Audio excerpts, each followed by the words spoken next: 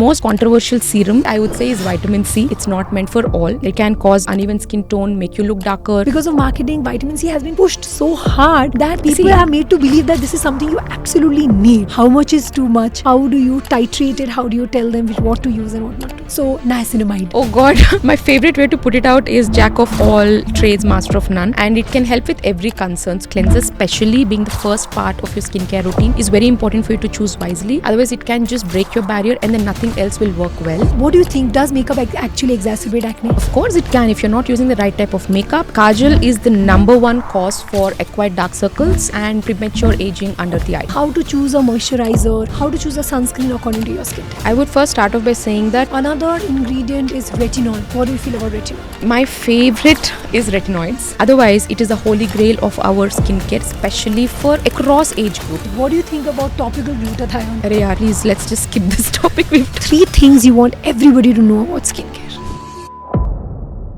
Hi and welcome to Decoding Health. On this episode, we have Dr. Priyanka Reddy. She's a dermatologist practicing in Bangalore. With her, I have discussed about skincare actives and how to build a skincare routine. So if you are somebody looking to make a skincare routine, this podcast is going to be very helpful. It's like two friends chatting. It's not an interview style. So I have also given in a lot of inputs. So it's more of a discussion and I hope you enjoy it. Hi, Dr. Priyanka. Welcome to Decoding Health. Thank you, Anshul. Thank you for having me. So today I just want to discuss about how to build a skincare routine. So my hope with this podcast is that towards the end, people will know what cleanser to use, what moisturizer, what sunscreen to use, so that they can build a basic skincare routine that will serve them a long time. Sure. So first, whenever we talk about skincare routine, we always start with skin type, understanding your skin type. So let's tell everybody how to know the skin type. Well, this one is easy. We don't require any DNA test. All we need is a mirror, 30 minutes to 1 hour of patience, and a little bit of self-awareness, right? So basically, let's see how many skin types. So there's so many different skin types and sub-skin types, but broadly we can classify them as dry skin, oily skin, a combination skin type, and sensitive skin is not necessarily a skin type, but it's a phase your skin is going through. And also what's very important is that skin type is never constant. It keeps changing with time, with age, right? So the first thing you do is you wake up, you start off on a clean slate, wash your face with a gentle cleanser. If you have very oily skin, you can also opt for a mild foaming cleanser, pat dry your skin and just let it be for 30 minutes to 1 hour. And then you see how your skin feels and looks. Both are very important, right? So now, for example, if you have dry skin, you would tend to see that your skin is very parched. You feel like your skin is screaming for moisture, for hydration. And you can also feel some parts of your skin are a little flaky. So that's when we categorize it as a dry skin. But then when you see that you are looking like a glazed donut or to some parts of your face being slightly oily, then we call it we categorize that as an oily skin type. And then we have your T-zone, some parts of your face that are shiny, but the other parts are dry, flaky, and are screaming for hydration. Then it's a combination skin type. But if you feel absolutely nothing, then you are the chosen one. You have absolutely normal skin. So your skin doesn't feel dry. It is not shining. It's just normal, right? But then you have a phase where your skin feels very irritated. There are patches of redness and you feel itchy. There could also be burning sensation sometimes. So this is the category of sensitive skin. So yeah, broadly these are the skin types, but like we all know that there are so many subtypes in all of these. But yeah. So yes, with weather it can change. Yes. With the menstrual cycle also it can change. Sometimes people feel that just before they get menses, the skin tends to get a little oily. That's when they get a few eruptions. So it's always good to have a few products with you handy. And when you're traveling, it might be a little dry. Absolutely. On the flight, it can be dry and a little more reactive. So just keep a few products handy in order to suit every type. So that's what I also usually tell them, that your summer skincare might be a little different from your winter skincare. But yeah, knowing your basic skin type, like you said, is very important, and that's the best way to go about it. Especially in females, we also give, like you said, you have to keep different set of products aside for that 1 week before and around your periods. So we always say, especially for females, not every women will feel changes in the skin around the periods, but there are people who do feel a lot of changes, especially around 1 week before the periods, right? So this is when we also give little lighter products to be used during this phase. Yeah. Yes. So now we come to the basics. So basically, whenever we build a skincare product, we need a cleanser, a moisturizer, and a sunscreen. Of course, we can add in a serum. We'll discuss that separately. So in these three things, I want you to categorize what are the ingredients you look for each particular skin type.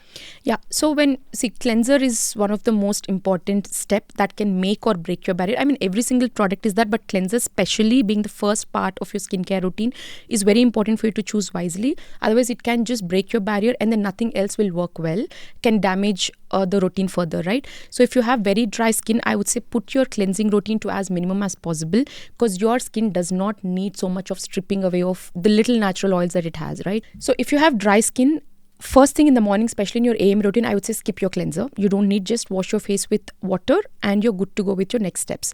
But for the evening or morning, if you still feel it's little, you just need cleansing maybe because your skin doesn't feel fresh, then you can go with very extreme gentle cleanser that is pH balance, and you can opt for cleansers that have ceramides or hyaluronic acid that can cleanse your skin without stripping it of its natural oils and in fact add hydration to your skin. So that's for dry skin. But if you have oily skin, again, if you have very oily skin, then you can use the same foaming cleanser morning and evening. But if you have mild oily skin, morning, what I recommend is you go with a gentle cleanser that again has ceramides or hyaluronic acid, because you also need hydration and the barrier has to be like taken care of as well, right? So you need with ceramides, hyaluronic acid, a mild gentle cleanser in the morning. In the evening, you opt for a foaming cleanser that has salicylic acid or lactic acid or glycolic acid, depending on how dry or sensitive your skin is. Because when you have dry skin with concerns of pigmentation, then we tend to look for a glycolic acid face wash in the morning and a salicylic acid face wash in the evening. Right? So basically these are the ingredients. You look for foaming cleanser that has slightly acidic pH is also okay if you have oily skin, but a very neutral skin friendly pH if you have dry skin or sensitive skin also. Correct, yes. So that's what, a lot of people feel that morning time washing is the most important. No, evening time face wash is the most important. So even I usually tell my dry skin patients to skip a cleanser in the morning if the skin is very dry, but evening you have to. Yes. You have to wash your face, you have to clean your face from all the dirt that has collected on the skin, all the makeup and the pollutant particles that are there on your skin. So that has to be removed. And the oils that have been produced. So since we are on the topic of cleanser, also your preferred method of makeup removal, what do you prefer to use? So it again depends on the type of makeup we wear. If someone is wearing very lightweight makeup, then I would not recommend double cleansing on a day-to-day basis, but again that's overkill. I specifically don't double cleanse on most days. When we wear water resistant makeup or water resistant sunscreen and you wear those thick foundations for a party or a wedding, that is when you have to double cleanse and make sure every single particle of your makeup is thoroughly cleansed. If not, if every day you're double cleansing, you are just overstripping your skin. That is what I believe in, especially for people who have dry skin or sensitive skin. I would not recommend double cleansing. Just go with the right type of cleanser for your face in the evening. But occasionally you can, maybe once in a fortnight, you can choose to double cleanse. But if you're somebody in certain professions where you're applying a lot of thick makeup and foundation every day, then go with double cleanse. Correct. So I get a lot of questions about, they are using water resistant sunscreen. So should they double cleanse? So see, the last application of sunscreen would probably be at 3 or 4 p.m. Latest by 5 p.m. Yes. And you're doing your night routine, let's say at 7 or 8 p.m. After 2 to 3 hours, I don't think there's that much of sunscreen that's left that is forming that thick a coating that you require to double cleanse. But yes, double cleansing I usually prefer for people who have oily skin, acne prone skin, who feel that immediately after washing their face also they still feel a little oily within an hour. And how I categorize is if you have oily skin, then go for micellar water to remove makeup. Yes. If you have dry skin, use cleansing balm. Yes. Cleansing balms are much easier to remove makeup, but for oily skin, it does leave a little bit of a residue. It's very heavy no matter what you do. For any skin type, I still prefer micellar water just for the ease of taking care of it than over balms. Because when you apply a balm, again, the amount of cleanser you have to use after to take away the balm also is more. You're again, you're overkill. So I still prefer micellar water just because they're very easy to use and easy to take off also. So for any skin type, I would still prefer a micellar water. But sometimes, see, the thing with skincare is also it's very sensorial, right? It's also for some people, it's indulgence, it's sensorial.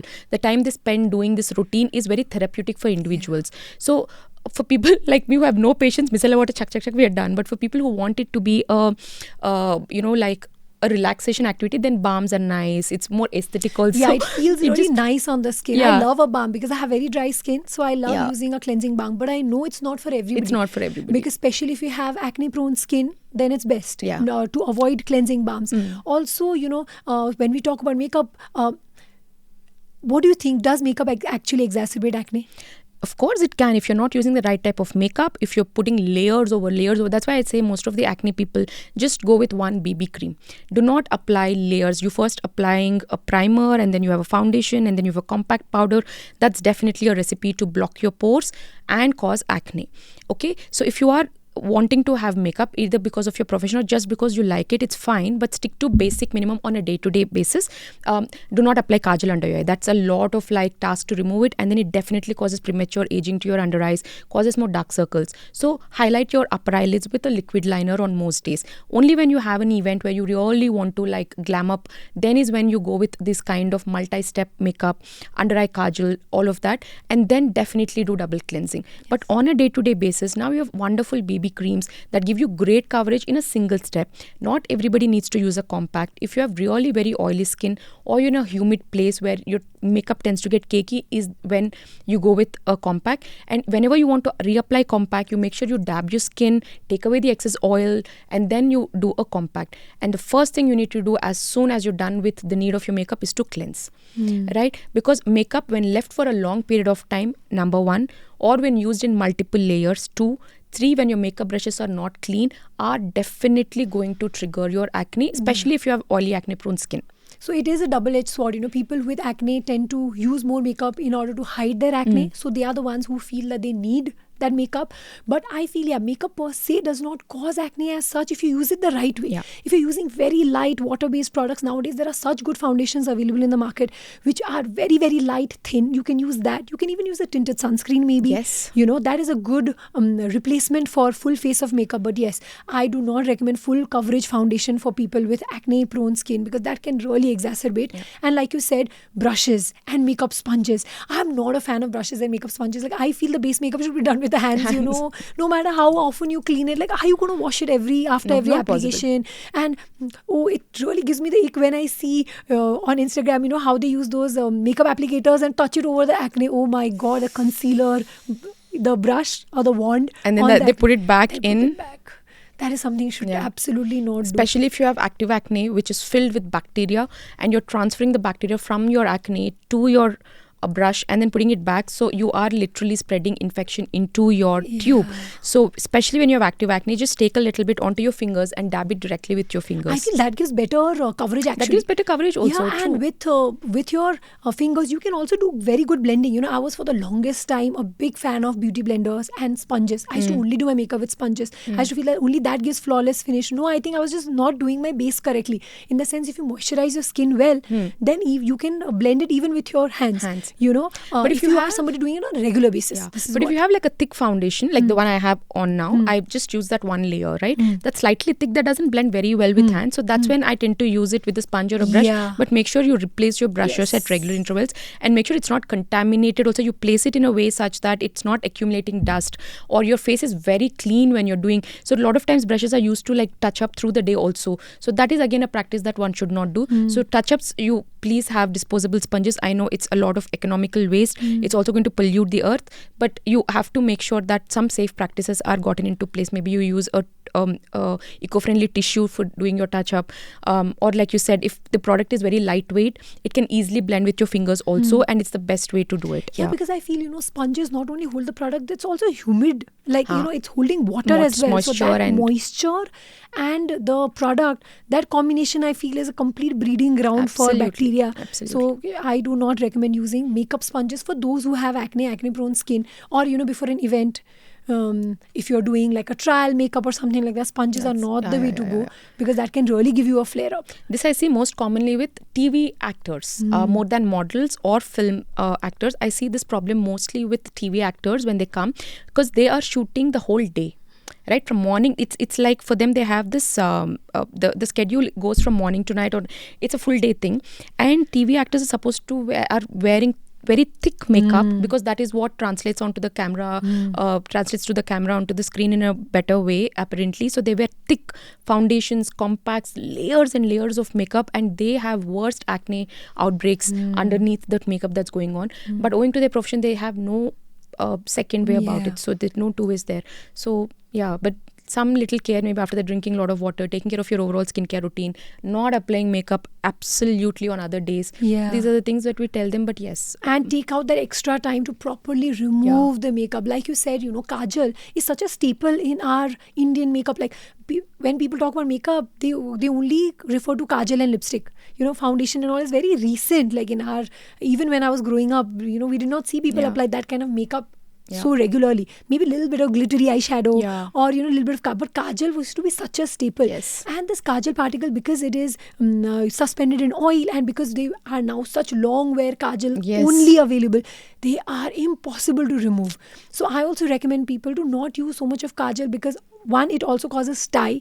Very difficult to remove. The gritty particles tend to irritate the skin under your eyes for long. Our skin is very prone to develop dark spots. It makes that worse. And also, I feel it's better to use a little bit of black eyeshadow, which is, a powdery form. Much so better. Little bit that on the outer line rather than on the tight line. That, So that can help in giving you that kind of a look without having to really struggle with removal. Removing a kajal, it has to be done properly, and so kajal is the number one cause of acquired dark circles. So yeah, and also I think it's a kind of a vicious cycle. Like you apply kajal because you want to hide your dark circles, because you feel that the attention is going away from your dark circles to that, but then it's going to make it worse, and then you apply more, and then it's just, you just get stuck in that. So I think now we need to rethink and maybe use like a dark a brown eyeshadow. Even that gives a really nice soft look to the eyes. You don't need kajal to make your eyes look bigger. It actually makes your eyes look smaller. True. So that is one thing that we should really avoid. Okay, so after cleanser, the second step would be a serum. I feel, serum is very, very overdone. Not everybody needs it. If you are somebody on the go who wants a very hassle-free routine, I would say just stick to cleanser, moisturizer, sunscreen for morning. That should be enough. But yes, if you want to add in a serum, it's a good addition.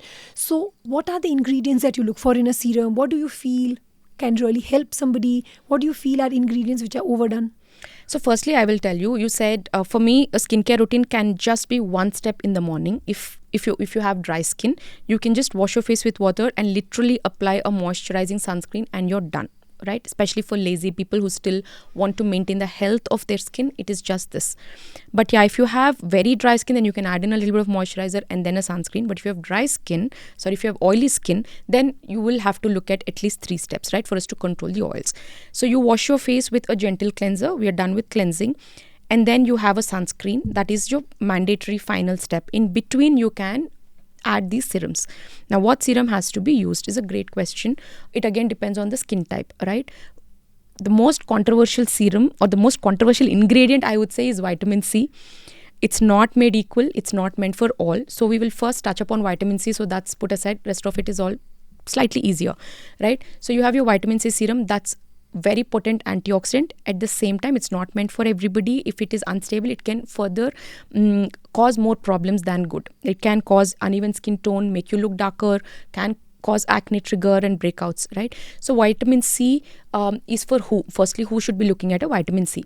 People who have normal combination to dry skin, people who have concerns of pigmentation but not having skin sensitivity or very active acne going on. These are the right candidates for vitamin C. So what vitamin C should I take?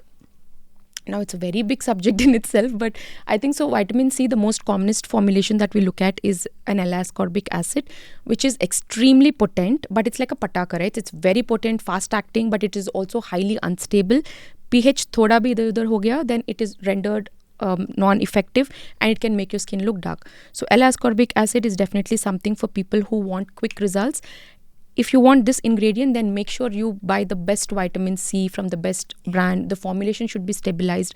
And if you have dry skin, concerns of pigmentation, you can use L-ascorbic acid for faster results. But if you have sensitive skin, but still concerns of pigmentation, and you still want to use a vitamin C, then you can look at vitamin C derivatives. You have your ascorbyl glucoside, you have ethyl ascorbic acid, magnesium ascorbyl phosphate. All of these things are very less potent as compared to L-ascorbic acid. They get converted to L-ascorbic acid and they are all rendered effective after, but takes very long time for them to give you results, which is why a lot of times people say, I'm using vitamin C for the longest time, I don't see any results. That is because it takes a lot of time for a less potent vitamin C formulation to give you results. Okay, so we have the vitamin C derivatives that are not very unstable but not very potent either. So either you look at L-ascorbic acid from a great brand, spend little extra money on your vitamin C serum, do not take chances with your vitamin C serum. And then you have less potent ones in all these forms that we just discussed. You can still use it if you have slightly sensitive skin with concerns of pigmentation, or if you're somebody having exposure to pollution a lot or exposure to light. Somebody who is getting a lot of free radical damage is somebody who must have antioxidants in their skincare routine, right? So this is about that. So what percentage should I use? Always start slow, and you can increase your percentage. Start with 5, progress to 10, and then make it 15, 20 gradually, especially if it's L-ascorbic acid. Anything lesser, any other forms, you can start off with 10% also, it's okay. Biggest question and the biggest change I've made in my vitamin C protocols, Anshul, is that I used to give vitamin C in the morning in most of my routines, but now I've made it as a night ingredient because again, unless it's stabilized well, photosensitivity is still a concern with vitamin C. So now I've made it in the night routine. And vitamin C is great. I always look for vitamin C that has a combination of ferulic acid and vitamin E. Why? Because vitamin C is unstable, which is little bit stabilized when we add ferulic acid, and it increases its potency because of synergistic energy with vitamin E. So now it is more photo stable. It is more effective when vitamin C is combined with your ferulic acid and vitamin. Always look at this trio if you can. Of course, it's going to be slightly more expensive than your solo vitamin C serum, but this is what is going to be very effective, is going to render a safety as well. So this is a combination. In this combination, I still give it during the daytime, especially if you are working now. A lot of people are working from home. They're not getting exposed to a lot of sun, so it is okay. But if you have a lot of sun exposure, I would still prefer putting your vitamin C at night. Any other things you want to add on about vitamin C? That's exactly what I feel about vitamin C also. I don't think vitamin C is the panacea for everything. Oh yeah, like how it's made. People look at vitamin C as if it's going to treat everything, and it's some ingredient that you're missing out on. A teenager wants to use vitamin C. Somebody in their 60s wants to use vitamin C. No, I feel it is also for a specific type of skin who can tolerate it. Yeah. And I, in Indian skin type, usually prefer to use 3-OE-ethyl ascorbic acid. Yeah. And along with that, they do say sodium ascorbyl phosphate is meant for oily acne-prone skin, but I don't like to give vitamin C for anybody with active acne or acne-prone skin, because it is known to exacerbate it. There are other antioxidants in the market. I think because of marketing, vitamin C has been pushed so hard that people are made to believe that this is something you absolutely need. When we have oily acne-prone skin, we already have a lot of actives to be already giving to this person. How much more can we add to their routine? Yeah, I look at vitamin C as an ingredient which somebody will use who has no other issues, who wants to maintain their skin and make it better and brighter and more even toned. I look at it like that, because it is not an ingredient that's going to treat anything for me. It is going to improve your skin quality. So let's say if you have acne, I will treat that first. If you have melasma, I will treat that first. Absolutely. And then maybe for maintenance of melasma, I might add a vitamin C. But vitamin C is not my go-to as a treatment. It's just an addition. It's just going to give you a little bit of a glow. If that is what you're chasing, yes. But that is provided you don't have any other concerns that requires urgent attention. So I get a lot of patients who come and expect me to write vitamin C in their prescription. I was just going to say and that. they get disappointed when the vitamin C is not prescribed. Doctor, आपने तो लिखा है vitamin C. Yeah.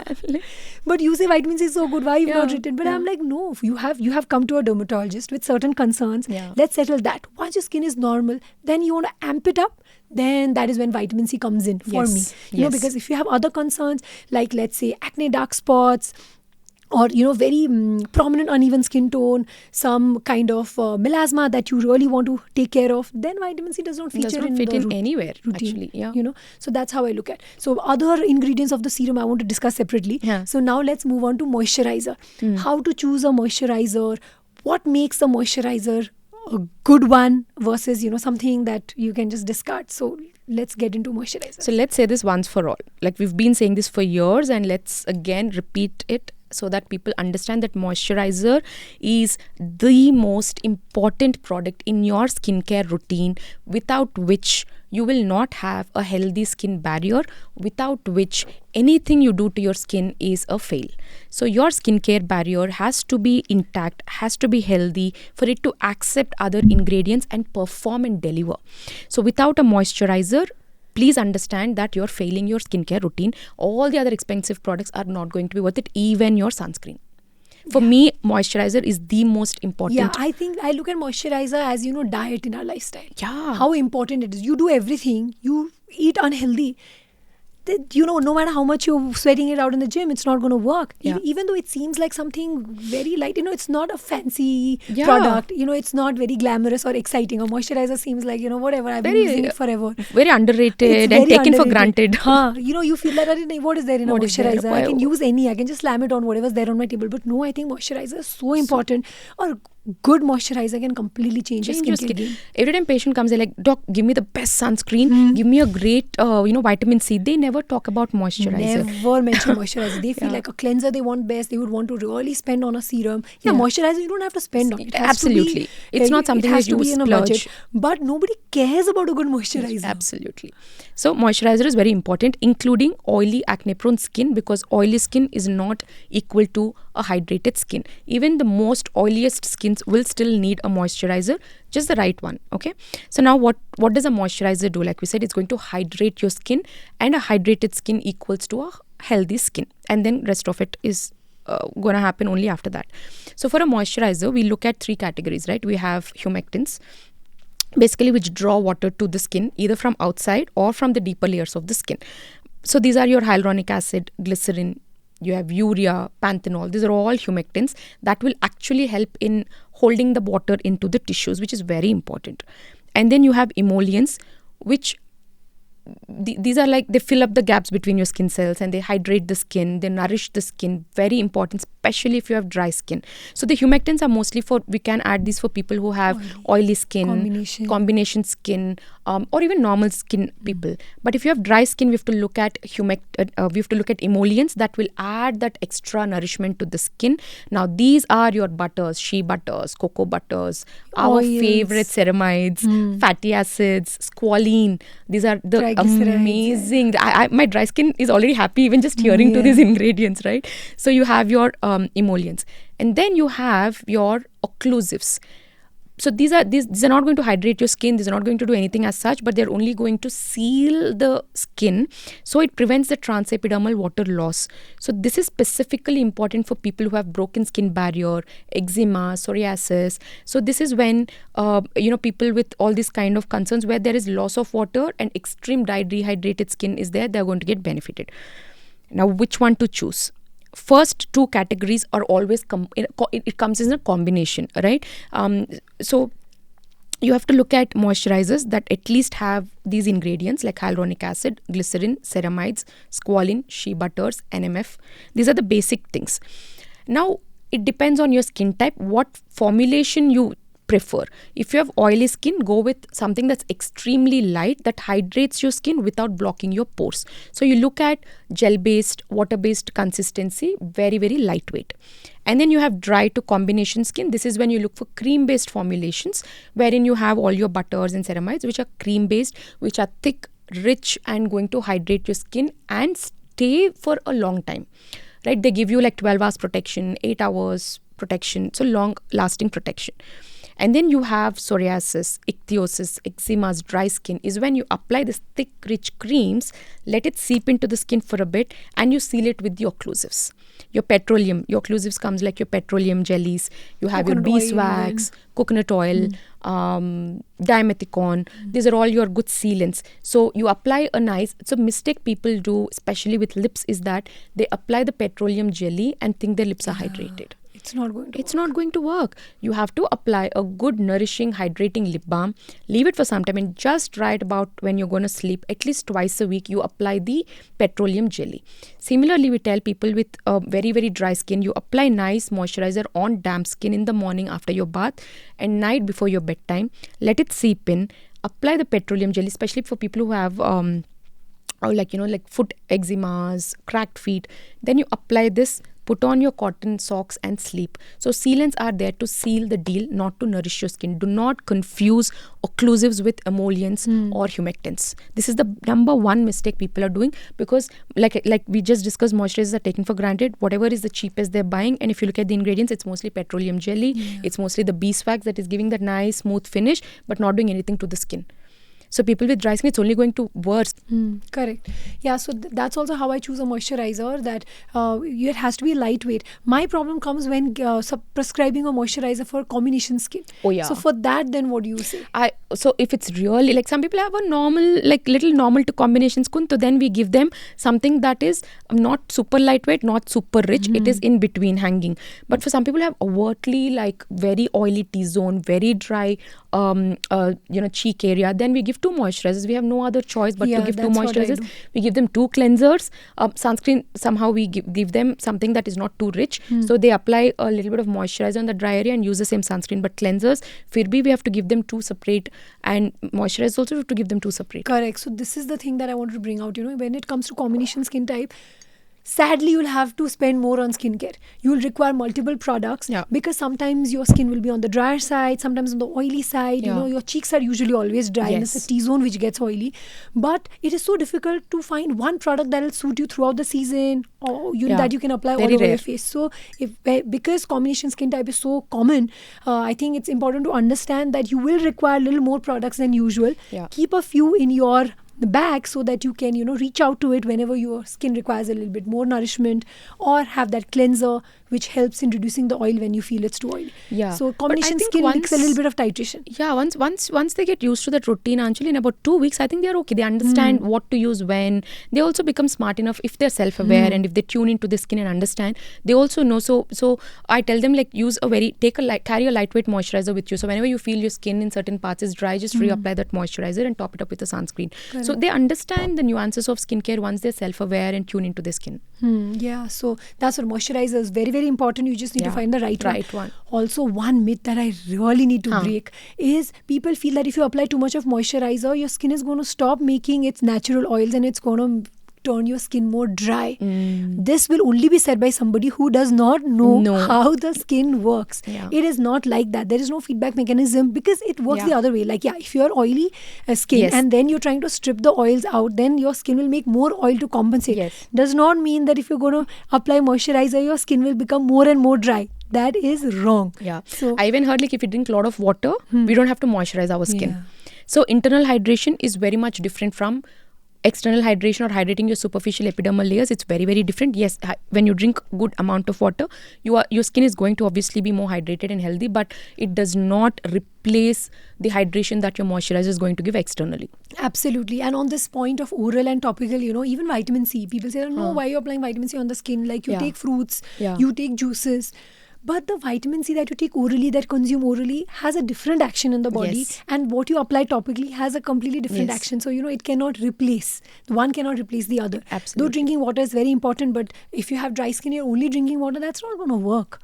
Though, like, if you want to take some supplement, omega-3 supplements help in retaining a little bit of moisture. So understanding these aspects is very important. Otherwise, you're just going to give up on skincare and feel that you're not seeing results. In very dry skin individuals like xerosis, or in older individuals whose skin is becoming dry with age, we also give oral moisturizers. That's also going to help. Ceramides, but we still put them on topical moisturizers also, because everything has its own place and mechanism of action. So do not confuse or replace one with other.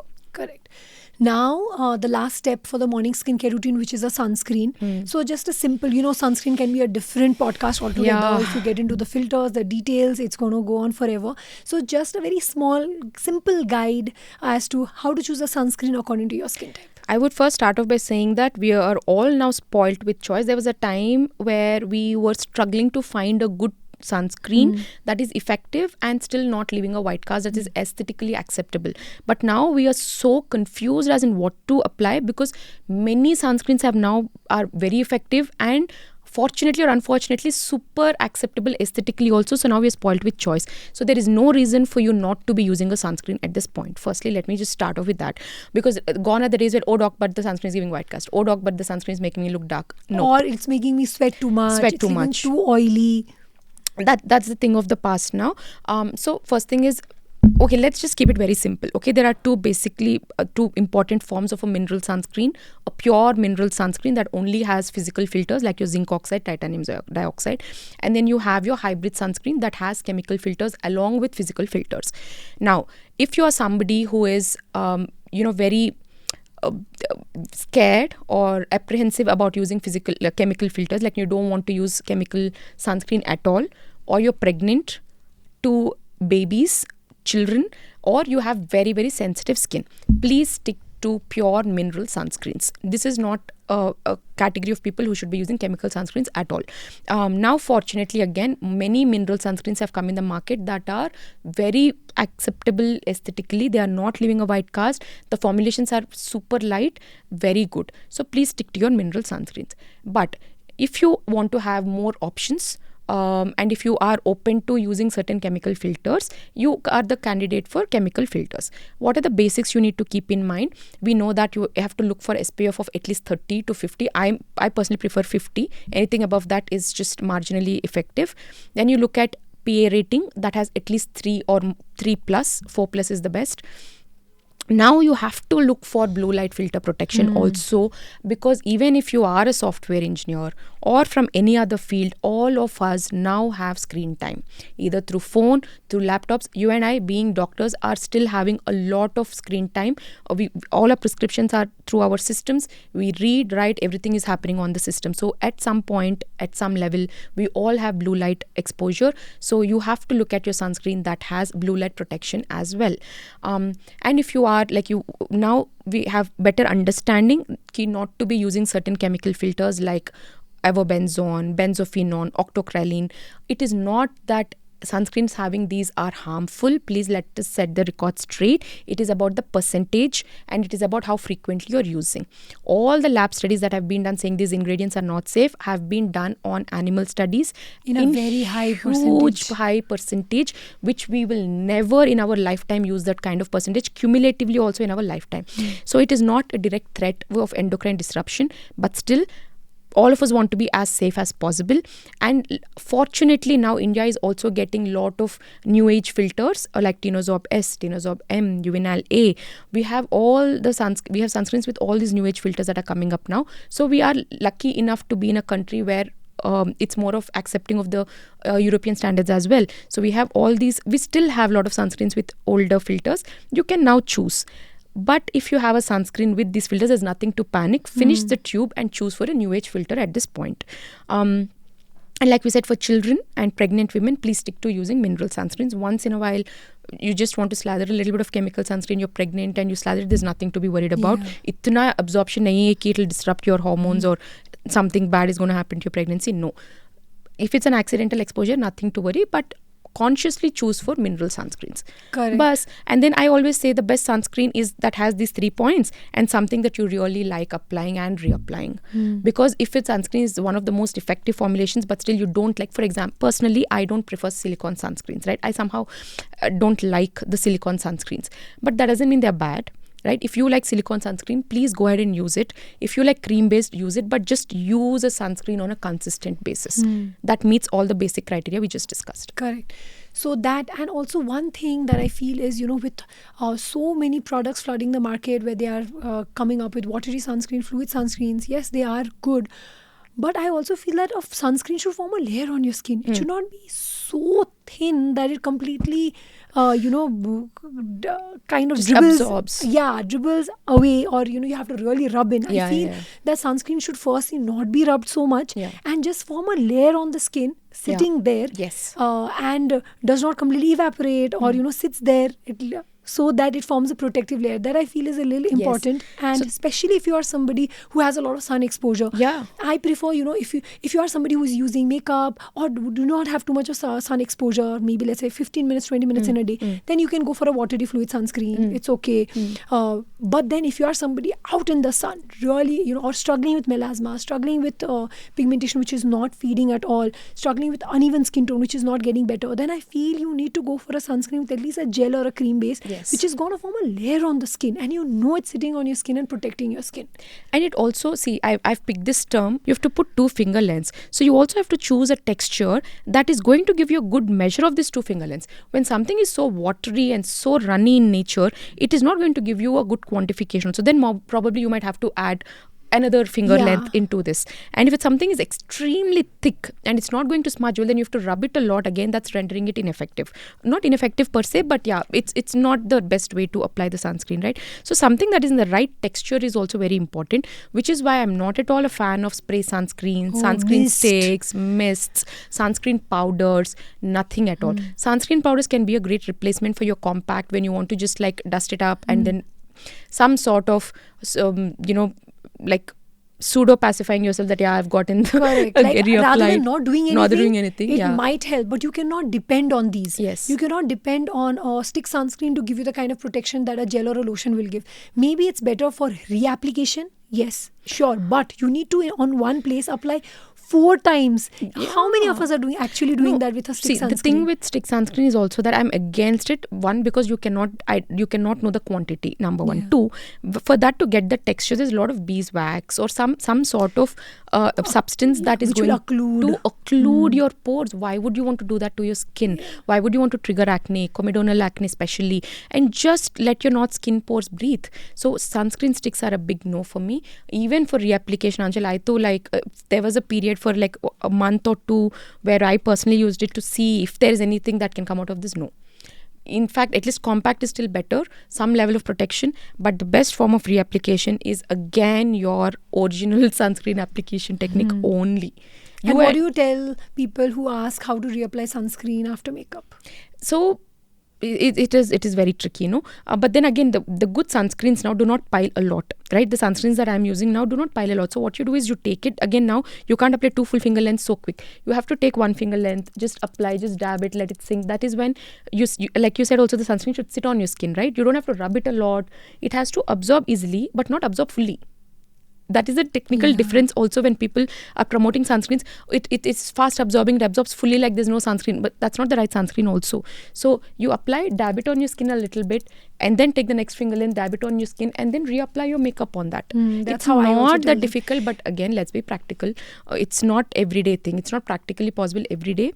But if you have full day sun exposure, now you have to do that little bit. Correct, because I feel it's impossible to apply a perfect amount of sunscreen without completely ruining your base. True. Okay, so little bit of touch up is required. It is required. I usually tell them, apply a layer of sunscreen and use a little bit of concealer on areas that you want to spot correct, because the foundation is still there. It's not like complete bare face. So maybe just the areas that you want to correct, you can apply a little bit of concealer on top. But there is no way where you can, just apply. Like maybe people say you can spray sunscreen. See, spray sunscreen on the face, so I hate, because on the body I can still be okay with it. Okay. You cannot be, inhaling the aerosols. No. Even if you hold on to your breath. So there's a theory like, okay, it's very quick. I'll just... and also, you don't know how much has come on the skin. That's my and how much concern. Is suspension. Yes, because they say like about 5 to 6 pumps is what gives you the 2 full finger length. But how much of that 5-6 pump is actually settling onto your skin is the question. And not every time you will remember to hold on to your breath. Even a little bit of inhalation over a period of time is going to be detrimental. So because it is not going to give you adequate protection, it's not recommended. The other thing is that now with new age filters, we are again seeing a lot of transition in the sunscreen game also. New age filters are offering longer lasting protections. There are 4 to 6 hours protections that you are getting with many sunscreen now. You don't need to reapply every 2 to 3 hours. You don't need to reapply any. Some of the sunscreens do not have to be reapplied every 2 to 3 hours now with the new age filters. Correct. So that's what I like about these sunscreens now, is that even though a few sunscreens might form a little film on the skin, which is what we want, a layer on the skin, but if you don't have to reapply, that itself is saving you from having layers and layers on your skin. And even though you're starting out with a thin sunscreen which is not actually giving you protection, it's better to use a well formulated one which is going to give you longer lasting protection. Absolutely. Correct. Now, another thing that I'm sure you also struggle with is layering of products. Like, you have these patients come with 10 products. They are applying one after the other. They are usually in the age group of 18 to 30, okay, who are just started experimenting with skincare and boxes of skincare. How much is too much? and how do you titrate it? How do you tell them what to use and what not to? Yeah, so like we said, the basic non-negotiables are your face wash, your moisturizer, sunscreen. These three are non-negotiable. Now, what fits in between these depends on your skin concerns and your skin goals also. See, for example, you have no concern. You have good normal skin, but you want to age well. So then we add serums. But if you have some active concerns, that is when we need to look at adding serums based on your skin concerns. So at any point of time, I don't think anybody will require more than 4 steps in their skincare routine. Sometimes, some very rare occasions, we will need 5-step skincare routine. But anything beyond this is just too much, unnecessary. Even for if you want to indulge, it is too much. It's not required. So you have your sunscreen, you have your serum, a correcting serum. Suppose you have concerns of pigmentation, you can add in a serum that has depigmenting ingredients, melanin production controlling ingredients like your alpha-arbutin, kojic acid, azelaic acid, tranexamic acid, vitamin C in some individuals, not all. So these are the ingredients that you look for. That is if you have concerns of pigmentation. Now, if you have oily skin, then we tend to add a little bit of salicylic acid in the routine, even in the daytime, to control the excess oil production through the day, right? Along with this, if you have a salicylic acid plus niacinamide in the same bottle, it's great. But if you like 2 different serums, this is when your 5-step is coming in, right? You add a salicylic acid, but you can also add something that has niacinamide and zinc. That also is great for oily, acne-prone skin, that reduces the inflammation, oil production, all of that. So, and then comes your sunscreen. Anything you're doing beyond this, darling, you're just wasting your time, money, and maybe you're putting your skin at risk of overdoing it and disrupting the barrier. Absolutely. What I tell patients is, okay, you have multiple concerns. Treat 2 first. Treat 2 most important ones or 2 most bothersome ones first, and then move on. They are like, no, but I'm doing this for open pores, I'm using niacinamide for open pores, for retinol for wrinkles, I want brightening, so I'm using vitamin C, I'm using alpha-arbutin and kojic acid combination for uneven skin tone. I'm like, no, you can't do all of this at once. Like, go step by step. Treat 2 concerns. Once that is better, then you can formulate a routine. That is how you should do it. And yes, not more than 2 serums or not more than 2 actives at once. It's not required. And people don't understand that, you're applying a layer and that's not like a mantle there. You're just moving that product from one place to the other and you just ended up diluting the product. Correct. So you're just rendering it ineffective. So see, also, okay, now we spoke about pigmentation and oily, right? So if you have dry skin, you use your cleanser, you use your hydrating serum, and then you use your sunscreen. But if you're very dry skin, then you add a moisturizer. So then this has become up to 4 steps. So this is the thing. Now, the thing with layering is, also people should understand that one ingredient can do more than one task, right? You're using your salicylic acid, it can exfoliate your skin. It can control your oils, thereby taking care of your blackheads, whiteheads, active acne, all of that. And it can also tackle your uneven skin tone. And open pores. And all these concerns can be done with that one. You don't have to add a separate one for tackling individual concerns. Again, you have a retinol. That will still take, retinoid specifically, that can take care of your acne, aging concerns, enlarged pores, textural improvement, everything. One ingredient can do it for you. So what's the point of adding 10 different actives, right? So when you add 5 to 6 routine in your steps in your routine, you're not even giving enough time for the product to penetrate well, because you're not going to come back every 10 minutes to apply each step. Not many people can do that. So you wash your face, apply your serum, leave it on for a few seconds, then go on with your sunscreen or a moisturizer or your night cream, whatever it is. That keep it simple, but be super consistent, because that is what is going to give you results. Correct. So that's what intensity, consistency over intensity. Yes. Okay, that's what. So consistency over intensity any day when it comes to skincare. Absolutely. Also, people tend to expect results too quick. I feel the kind of skincare that you do today, your skin is going to thank you 10 years down the line. Because the results are going to show 10 years down the line. A lot of people come and tell me that, but my mom never used it. She has great skin. My grandmom never used anything. They have great skin. The things were different that time. The parameters of judging great skin was different. The pollution exposure was different. Your grandmom was not looking at YouTube cooking videos and cooking. Your grandmom was not working on laptop. Your grandmom didn't have the sedentary lifestyle we have. Your grandmom did not have the pollution exposure that we are having on a day-to-day basis. Your grandmom's ozone layer was much more protected than what the ozone layer now it's depleted. Your grandmom has better nutrition. The soil was nutrition dense, and the food that she was eating was much more nutrition dense as compared to what we are doing. Your grandmom was not eating packaged food. Your grandmom was not as aesthetically conscious as we are all now. That is very, very, very important to understand, that a 60-year-old now doesn't want to look like a 60-year-old, while a 40-year-old back then was looking like a 60-year-old, and they didn't care. So it's very important. Even now, nobody is forcing you to do all of these things. If you are aesthetically conscious or want to age a certain way is when you do all of these things. If you just want to maintain your skin healthy, all you can do is to apply moisturizer and your face wash, sunscreen when you have sun exposure. At least let's keep it to that.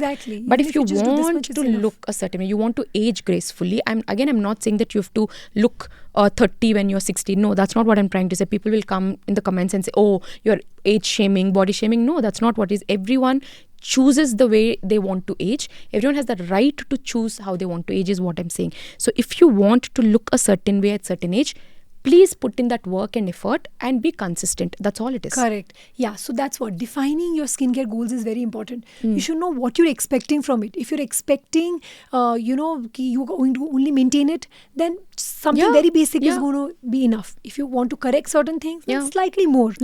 So that is how we titrate and make a skincare routine depending upon what your goals are. See, a lot of patients who come to me with acne scars, they've accepted their scars. They don't want to improve it. And they are absolutely okay. But a small dark spot bothers them. Exactly.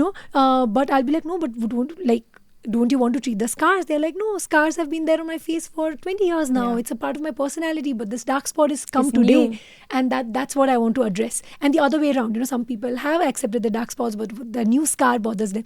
So that's what's defining your skincare goals, wanting, having clarity on what you want to improve, what you want to change, and what you want to accept is very important. Only then will you see results. So that's what having skincare goals in mind, knowing what you want to achieve, and communicating that with your dermatologist is also very important. You and your dermat being on the same page is very important. Yeah, because sometimes you've come with a certain set of expectations, but you've not fully explained it, and then you are then unhappy with the outcome.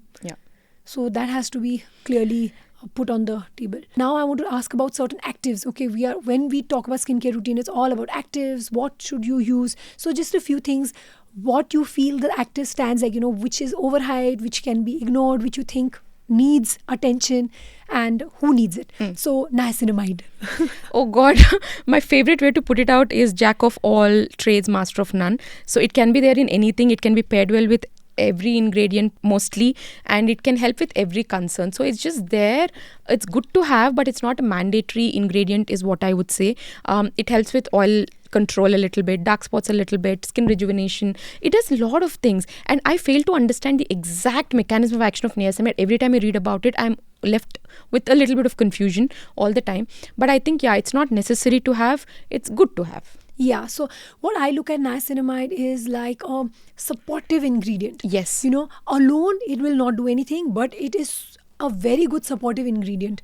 It helps with better action of everything else that it's paired with. So that is how you can look at it. Also, niacinamide I usually prefer in slightly younger patients, who have decent skin and who want to use something, who want to maintain their skin, don't have real complaints, but want to improve the quality of the skin, then okay. But I feel, niacinamide as an alone ingredient is not much of a help. So as a single ingredient serum, I don't think so. I think it's waste of money and time. You can mix it with, like I said, niacinamide and zinc, niacinamide with salicylic acid is a great combination. In a vitamin C, if you have niacinamide, that's also okay. Retinol with a niacinamide also makes it a little, let's say, more tolerable on the skin and reduces the irritation potential. Niacinamide with alpha-arbutin or kojic acid might help in, a little bit of uneven skin tone. But niacinamide as a single standalone ingredient is not going to do much. No. Yeah. Not going to do much. So don't put all your hopes on niacinamide. Now, another ingredient is retinol. Retinol versus tretinoin, retinol and other retinoids, retinol and retinal. What do you feel about retinol? See, my favorite is retinoids, okay, which we will not tell the names or anything, but it's a very super prescription strength medication. Guys, you have to use this only under the doctor's supervision. Every time you hear negative stuff about retinoids or retinol is when you have misused it. Otherwise, it is a holy grail of our skincare, especially for across age groups, right? You have a teenager with acne, retinoid. You have even like concerns of uneven skin tone and pigmentation, still retinoids will help if you do it the right way. And then you have older aging individuals, retinoid comes to the rescue. So it is very important, a very integral part of our treatments, medical grade treatments, plus aesthetic concerns also. So it's we can't do without retinoids. I would prefer, retinol is very mild. Let's put it in a way that people can easily understand, right? So it's still very mild. It has good anti-aging benefits, not so much with acne. I would not prefer anti-aging benefits. So if you're a beginner with skincare and want to start off with an anti-aging protocol, a very mild retinoid is going to help you. You have to start using retinol if you want to have a well-aging protocol, without which you cannot. And then always start by using very little quantity. Do it weekly once, and then gradually progress it to weekly 2 or 3 times. You don't require more than that if it is a mild retinol. If it is a potent retinol, weekly once is what I advise them. 2, never use it on extremely dry skin. Wash your face, use a little bit of hydrating serum or a very lightweight moisturizer, and then put your retinoids specifically. Retinol nowadays are coming up with combinations of peptides and other hydrating serums, so you can directly apply that on your skin, and always seal it up with a good moisturizer.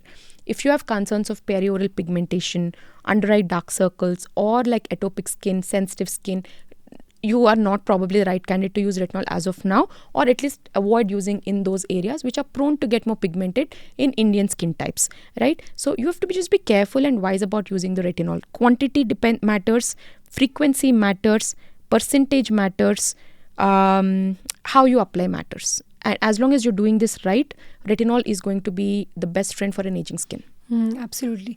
I feel retinol is that one ingredient which can never be overhyped. I feel it is, it deserves the position that it has.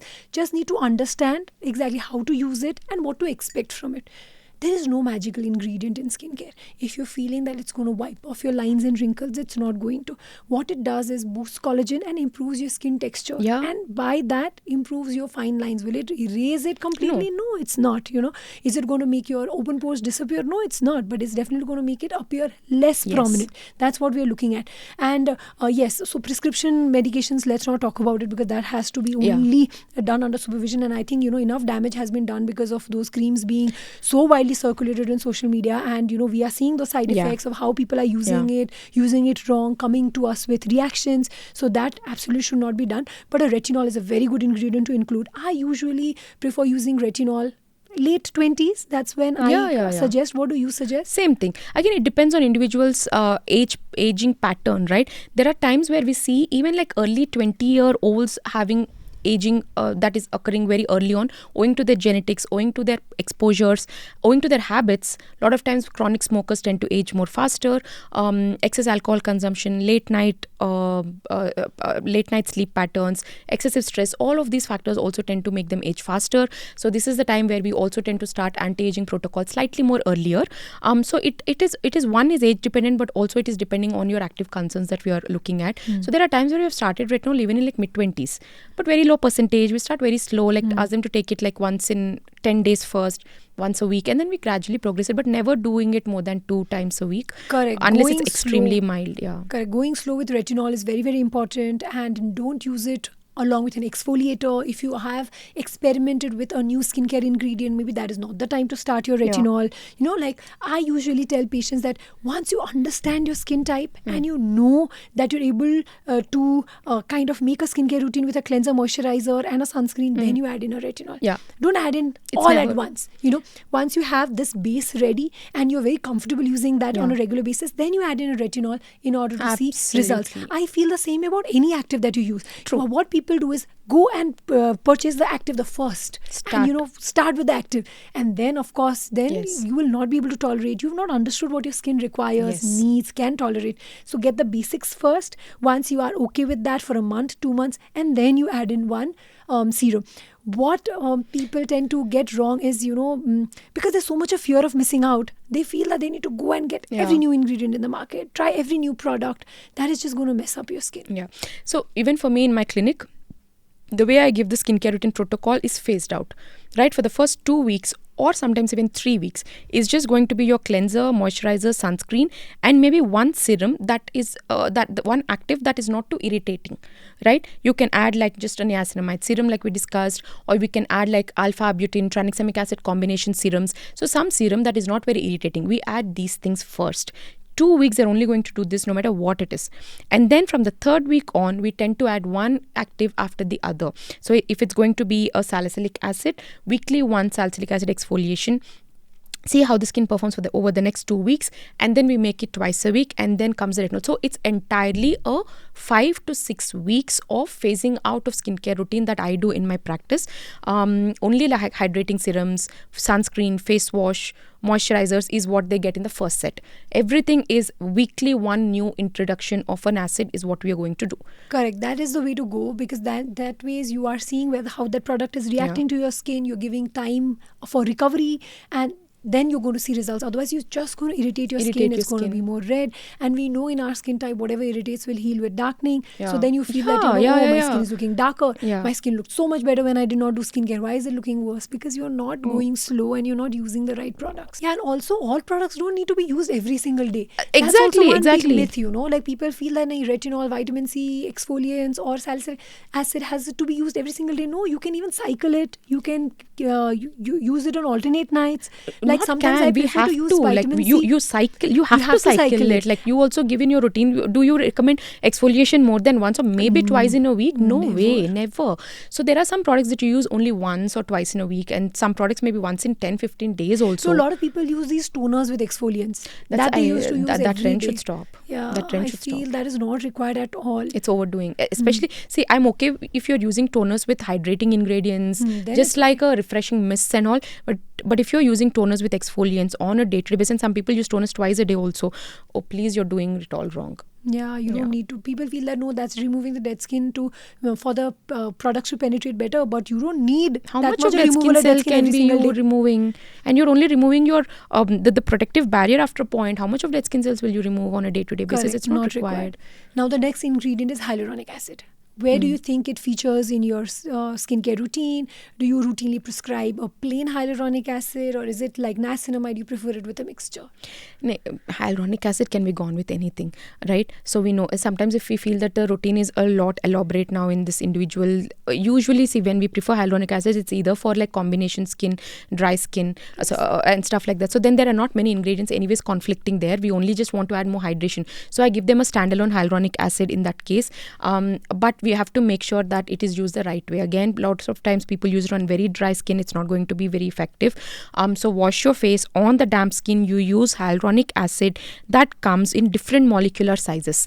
Do not, I mean, now we're again in a good time where we have hyaluronic acid options that are available in different molecular sizes. That's going to have different levels of penetration and add hydration to different layers of your skin as well, instead of going with one big molecular sized hyaluronic acid or one very small. So multiple small, medium and big molecular sizes is going to help with hydrating all the layers. So wash your face, apply your hyaluronic acid on damp skin and coat it up with your moisturizer or your sunscreen, whatever is your next step.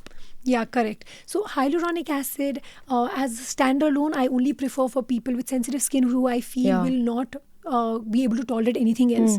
For them, or people who want that plump effect, who are very, very bothered by fine lines, because I love the plumping effect of hyaluronic acid. Instant plumping it almost. Instantly gives a plumping effect. It instantly boosts their confidence. It makes them feel better. So that is something I prefer. Otherwise, hyaluronic acid is an ingredient that can be mixed with anything else. You don't need a standalone serum. I feel in an under eye serum you can use as standalone, or let's say something like a pre-party, maybe you apply that serum and then do your makeup over it to give that little bit of plumping effect. Or for people who cannot tolerate too many ingredients, because hyaluronic acid mostly everybody tolerates. So for that, a little bit of plumping effect that can be done. But hyaluronic acid is also a very short acting molecule in the sense it's not going to do much for your skin in the long run.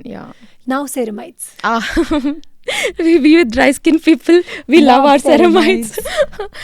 So again, it's for all skin types, I would say, because now ceramides are also coming up with very lightweight formulations. So ceramides is for everybody, especially with dry skin.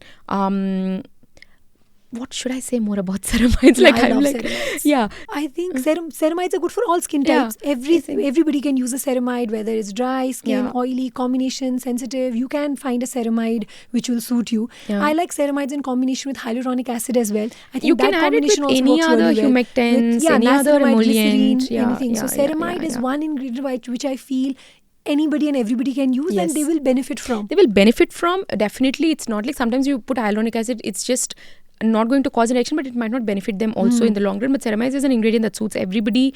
That now the formulations are not as thick as they were before. Lightweight formulations are coming, so all skin types can use it. And the right word, like you said, is benefit from it in the long run as well. Yeah, So I like ceramides. Yeah. Especially for those who feel that skin gets dry very quickly even after moisturizing. They feel that it's flaking. For that also, because it has a little bit of anti-inflammatory potential. Yes. It's repairing your skin barrier.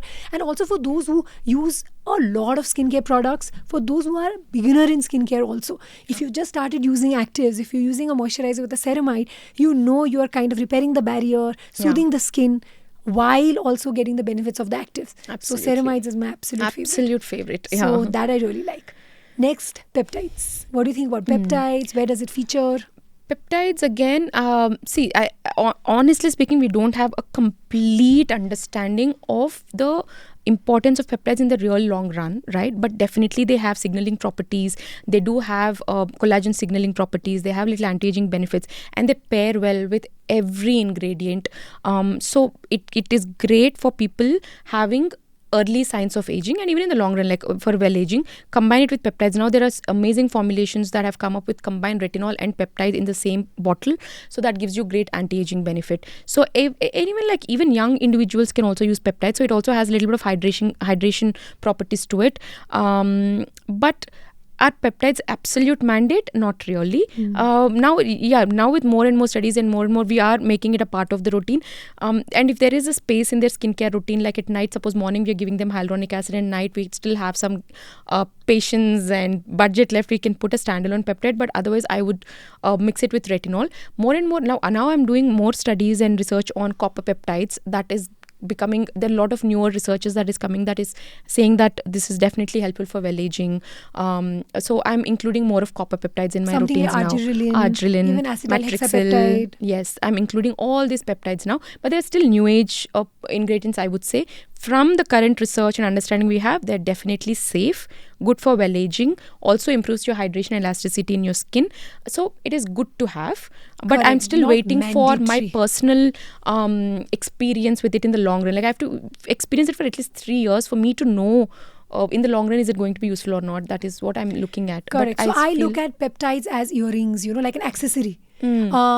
It's an accessory for your skincare routine. If you want to add in something that is going to amp up your skincare routine a little bit, you can add it. But it's not the base, and it's not mandatory. Right. It's not the most important.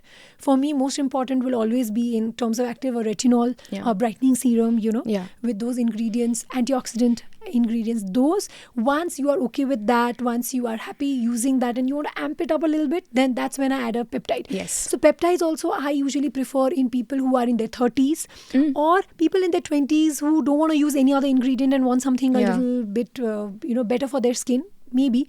But I look at peptides mostly as an accessory for your skincare routine. Well, I'm also experimenting more with peptides now. I've tried a copper peptide based serum for like 3-4 months constantly. I found nothing out of that. Maybe that particular product was not working. So I'm trying different peptides to see first-hand experience on, but it'll take some more time for us to know exactly the exact benefit of it, because it's always combined with something or the other, so you definitely feel the benefit of that. Yeah. Because peptides also come with either adenosine or some other antioxidant, so you don't know exactly.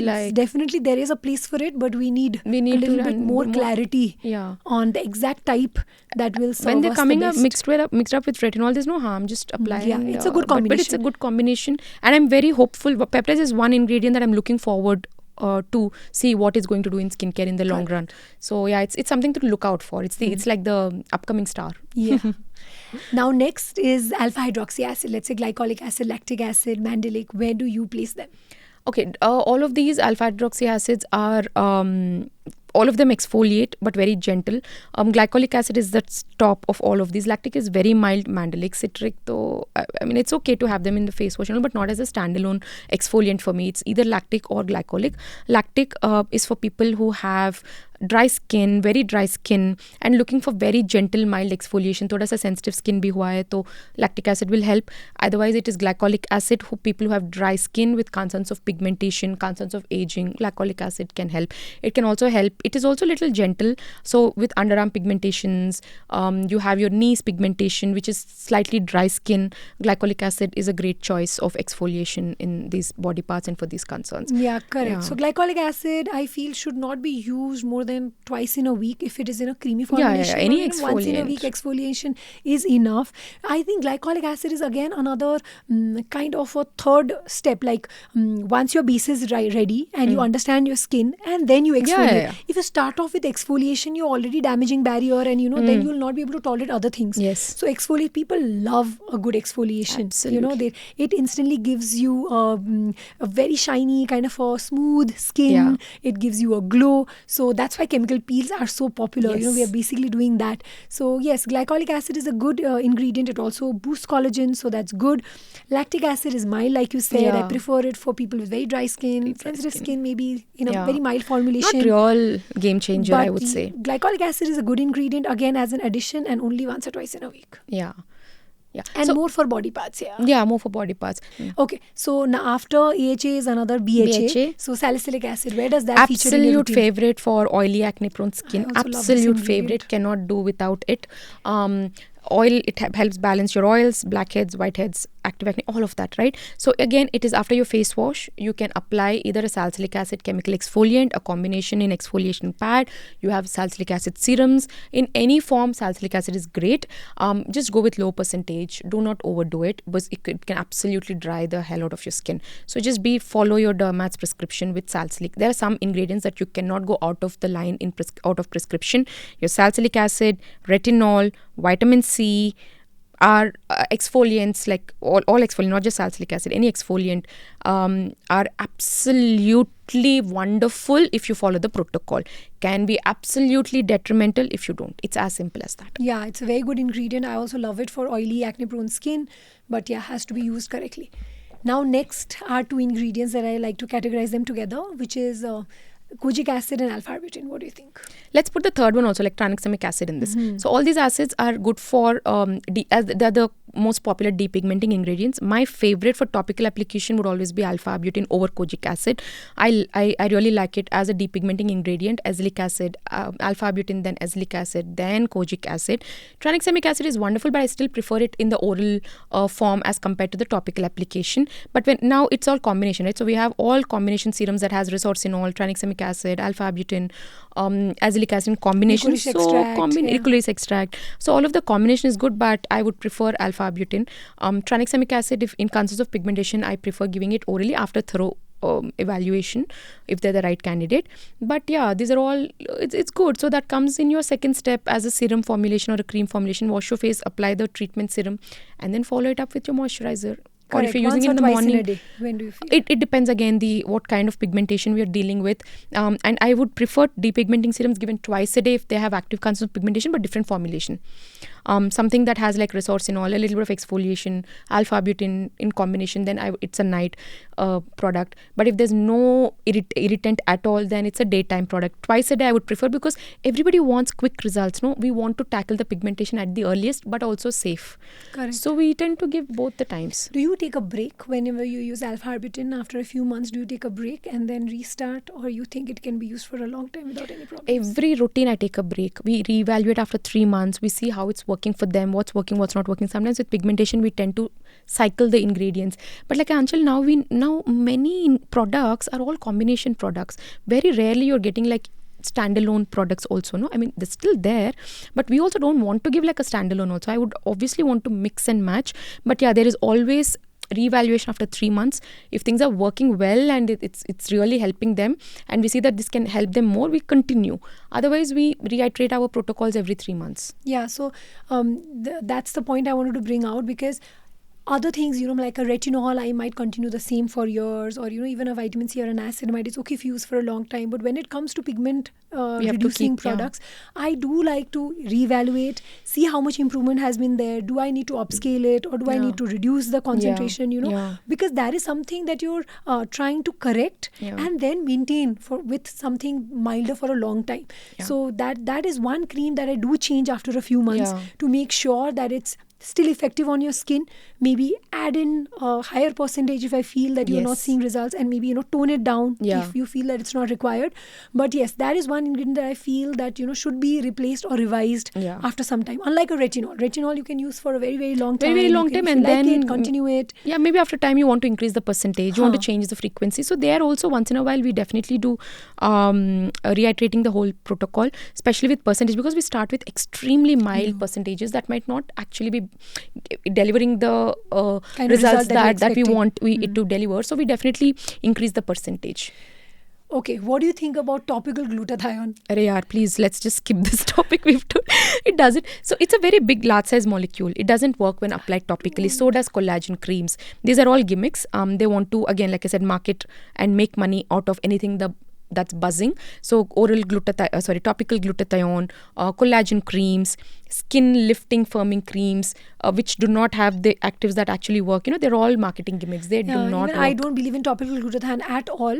It's usually present with other skin lightening agents, and I feel kojic acid, alpha arbutin, and licorice extracts, and though they do the heavy lifting, Yeah. and then glutathione is just added for marketing It's purpose. just added for marketing. Because topical glutathione alone, I don't think so. It works at all. It doesn't work at all. It's just waste of money. If somebody is selling you a cream that has only topical glutathione, please, It's not going to work. it's not going to work. So a lot of people feel that skincare is a scam, that you're applying so many products but you don't see results. So why do you think people feel that skincare is a scam?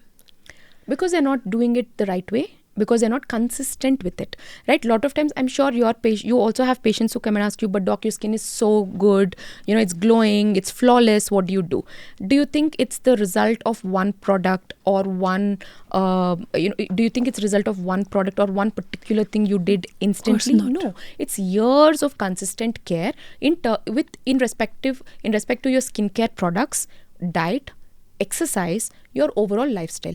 It's a cumulative effect. It's a cumulative, consistent effect of all of these things that you, in your late 30s, have a glowing skin. I, in my late 30s, have a certain skin is not because of one product or one procedure that I got done yesterday. It is about the skincare that we've been doing for years and consistently.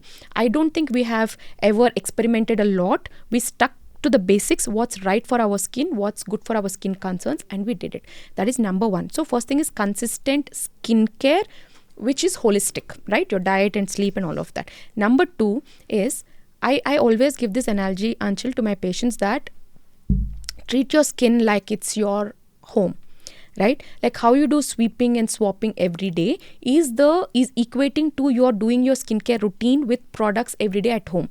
That takes care of your superficial concerns, the dirt, whatever, the dust and all is taken care when you sweep and swap. The upper ka stuff is taken care, which is very important. That you do your skincare routine every day, it is taking care of your superficial concerns. Don't expect your skincare routine to do anything deep. Do not expect your skincare routine to treat your wrinkles, to treat your melasma fully, to treat your volume loss, under eye hollows. No, it is not the job of skincare routine to fix the deep concerns, because it cannot penetrate to the depth. And open pores and acne scars. Yeah, all of these things cannot be treated with your skincare routine. Then, now you're sweeping and swapping your house every day, great. But you also have to do deep cleaning to take care of every deep nook, corners, spider webs. All of these things have to be taken care with the help of deep cleaning. And that is equating for you to get some clinical treatments in the clinic, because your lasers, the deeper chemical peels, are going to penetrate deep enough to address the concern that is sitting there where the product cannot penetrate. You want your hair to be gone permanently. What any product or anything can do when it cannot affect the root? Only your laser hair removal laser is going to affect the root, kill it gradually, and make you be this hairless person. which is LHR, by the way, is like the best gift. I always talk about that. It's the best gift you can give yourself, especially for females. So that when you have acne scars, no product can help you but for your CO2 or a fractional laser. When you have melasma, something that penetrates to the dermal depth is what can take the pigmentation away from there.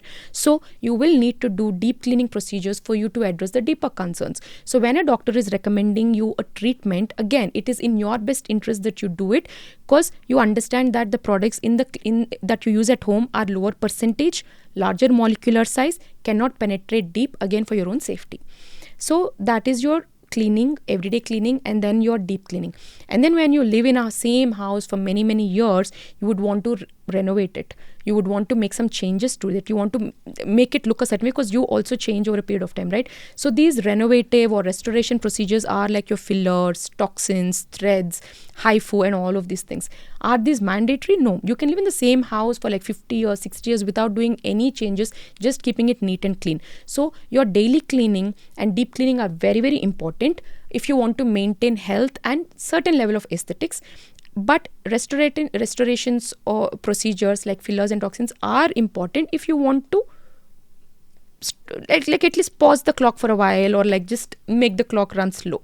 So it is very important that you look at like this as maintaining your house. Then probably you'll understand, acha theek hai, so this is what my products can do, this is what the procedures can do, this is what the rejuvenating procedures can do, and this is what my diet and sleep can do, which is highly underestimated. If your skin... So understanding what skincare can do and what skincare cannot do is very important. Yeah. Like I see a lot of patients who come to me with a lot of sagging and they have folds and the jowl is bothering them, and they feel a skincare product can fix that. Yeah. And I think that is why we have to do podcasts like this and put out information as dermatologists of what we can correct and what we cannot with skincare. Skincare can only penetrate that much. It cannot go into your dermis, it cannot go and into your subcutis, tighten the structures. No, it's not going to. So that's why there's a place for everything, and there's only that much skincare can do. So I feel people who say skincare is a scam feel that skincare should correct everything. From their open pores should disappear completely, their acne scars should vanish, their dark circles should disappear, the hollowing should go away, which is not going to happen because there are certain things, there are structural abnormalities. The structural abnormalities are not going to be changed. So I get patients in their 60s who come with prominent sagging, asking for a skincare routine, and I'm like, that is not going to give you satisfaction if that is what is bothering. So understanding, how we said before, understanding your skincare goals, what you're trying to achieve and how to get there is very important. We are not saying every saggy face needs to be lifted. Absolutely not. Like, a lot of people like their lines, a lot of people like their wrinkles, they like lines on the forehead, and of course you aged well, you have lived, you have smiled, that's why you have those lines, and if you embrace it, great. But don't expect skincare to correct all of this. Absolutely. Thank you so much, Priyanka. This was great. You. So just before you leave, 3 things you want everybody to know about skincare. That it doesn't have to be a circus, that it doesn't have to be so elaborate and extreme. Stick to basics. So this is also something that I say, have a short-term goal while having a long-term vision. What is your short-term goal? Okay, you have this pigmentation, I want to fix it. I have this scar, I want to fix it. Or I have an under eye hole, I'm getting a filler done. But also have a long-term vision. How do you want to, what is it, if you're getting a filler done, talk to your dermatologist, everything about filler you need to know. What it is going to do in the short term, long term, how many cases have you done? Can you show me your real-time pictures? Even with hair transplantation, whatever, understand everything about the procedure, and then take an informed decision. So have that short-term goal and have a long-term vision. Okay, now I'm doing all of these things, but I need to 20 years down the lane, 30 years down the lane, I need to age well. So what is it that I need to do? So incorporate everything for that healthy skin. So be very precise, knowledgeable about what you're doing. So keep it very simple, but my favorite word that I keep telling in every video, almost every video, is consistency. It's not about skincare alone. Anything that you do consistently over a period of time is definitely going to fetch you results. It could be slow. It could be very minimum in the beginning. But when you keep sticking to it, even like I said, even if you have all the concerns, if you don't have interest or affordable, just stick to your basics of moisturizer and face wash. You will still feel that your skin is getting better over a period of time. So do minimum, but be very consistent about it. Never underestimate the importance of holistic health. Very, very important.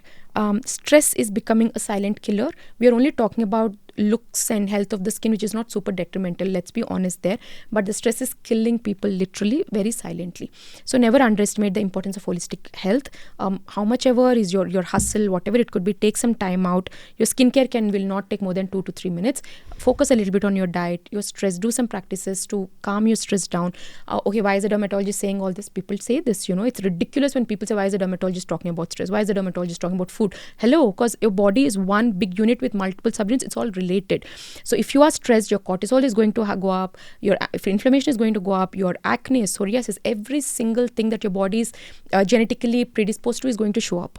So it is an integral part of your health. Everything is interrelated. So one, keep it simple, be consistent, focus on holistic health is all I can say. Okay, thank you so much. Thank you. It was wonderful. It was just like two friends chatting. Thank you. Thank you. I hope you found this podcast useful. If you like such content, do follow us on our Instagram handle, Decoding Health with Dr. Aanchal, and also my main page, Dr. Aanchal MD, where I post skin-related content daily. Thank you for watching.